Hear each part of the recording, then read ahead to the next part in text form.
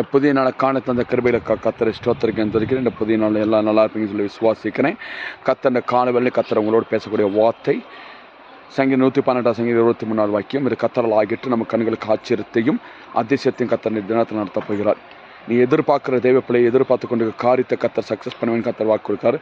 ஆச்சரியமாக கத்தர் நடத்த போகிறார். அவன் எல்லைகளை கண்டிப்பாக ஆச்சரியமுள்ள காரியம் தினத்தில் நடக்கும். இந்த வாரத்தின் முதல் நாள் இந்த திங்கட்கிழமை காலை பொழுதில் கத்தர் உங்களோட பேசக்கூடிய வார்த்தை ஆச்சரியமுள்ள காரியங்கள் கத்தர் நடத்துவேன்னு சொல்லி கத்தர் வாக்கு கொடுக்கிறார்.